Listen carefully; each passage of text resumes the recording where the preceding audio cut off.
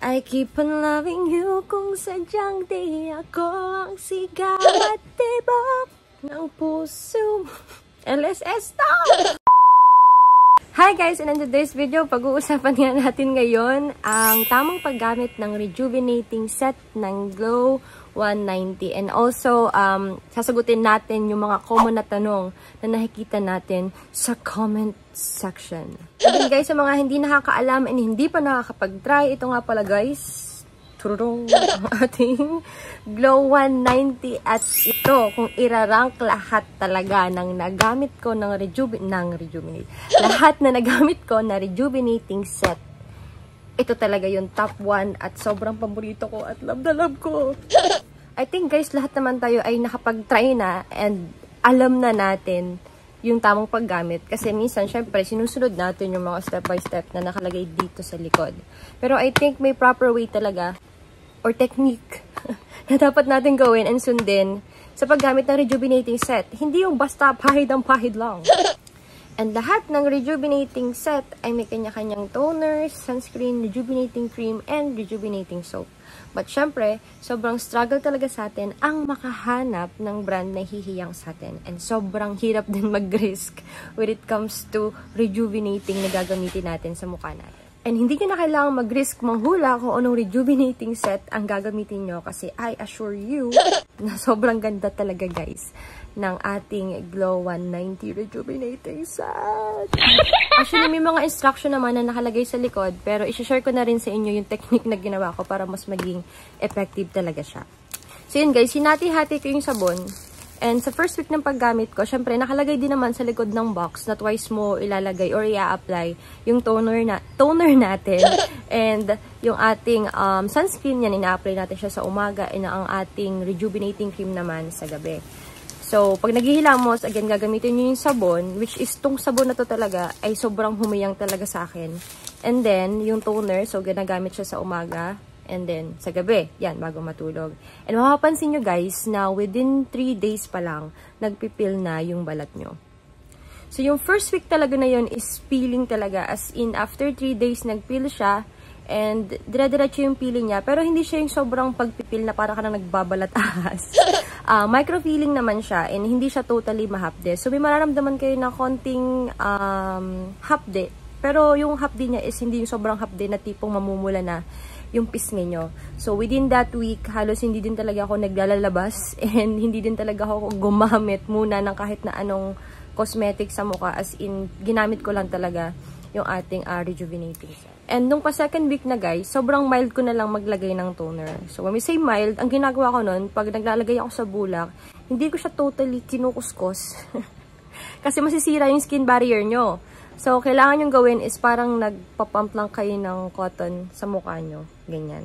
Konting kuskus doon sa mga part.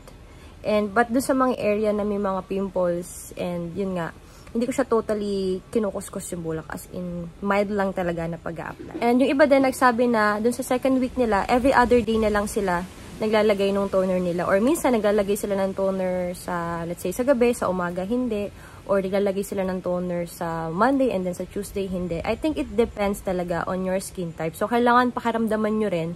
So, kung feeling nyo, sobra na yung pamamalat or let's say, mahapdi sa inyo yung toner na yon. So, mas maganda na gawin nyo siya sa second week, every other day, or di kaya tuwing evening nyo lang i-apply yung ating toner. And again, mild lang yung pag-kush-kush. Wag sobrang kuskos. And alam nyo ba guys, sobrang bet ko talaga yung sunscreen nila. Kung titingnan nyo, ewan ko lang kung sa iba ganito rin yung kulay. Pero may mga set talaga sila na, may nakapag-comment kasi nabasa ko lang. Sabi, ba't daw green? Actually, green talaga siya.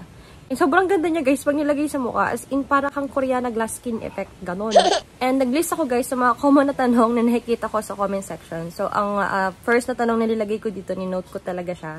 Ano daw yung age limit ng rejuvenating natin? So, I think it's 13 above. Ayan.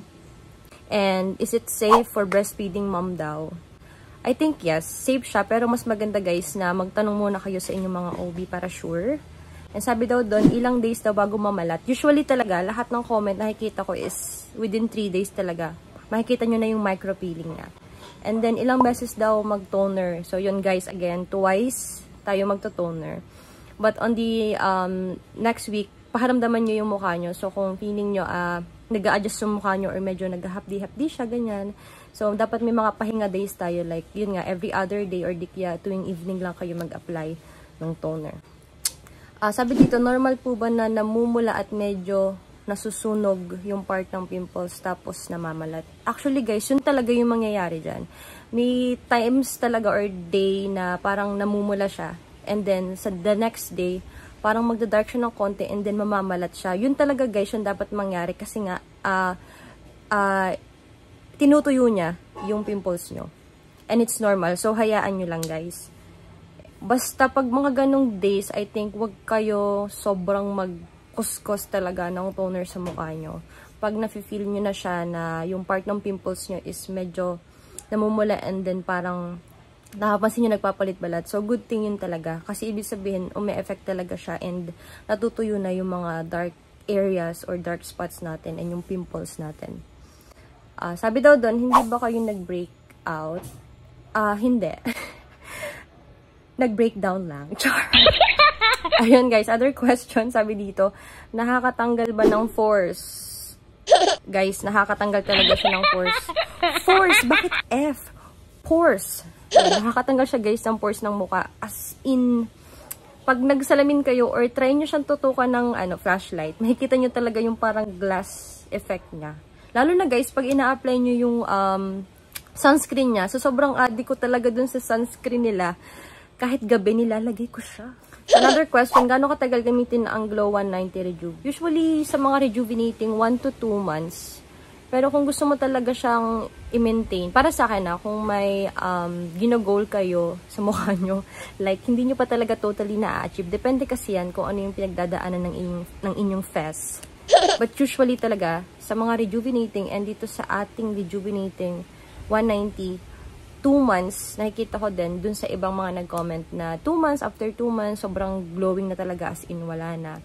Yung iba naman ay nakakaisang box lang. It depends talaga kung gaano kalala yung breakouts na. Another question, nakakatanggal ba ng dark spots? Yes! Lahat ng dark sa buhay mo, tatanggal. Hindi ba mahapdi? Actually, itong tanong na to, parang normal talaga na makaramdam tayo ng konting hapdi guys, kasi rejuvenating siya. And kung hindi kayo nakakaramdam ng konting hapdi dyan, so parang yun na rin sinabi na hindi kayo nag-rejuve or hindi umi-effect yung rejuve na tinatry nyo. Hindi ko naman sinasabi na magtiis kayo pag sobrang hapdi na. What I mean is, may mga days talaga na mapifeel nyo na medyo mahapdi talaga siya and it's normal. Kasi after ng hapdi na yon, on the next day, dun yung makikita yung pagpipil ng mukha nyo. And kung may mga tanong pa kayo guys, feel free to comment down below. And ito nga pala yung shop, original shop ng ating Glow 190. Lagi silang sale and also meron din silang maintenance set. And magre-review din tayo about sa ating maintenance set. Thank you so much for watching and mabuhay kayo ng masaya. Hello, ang init. And bye-bye!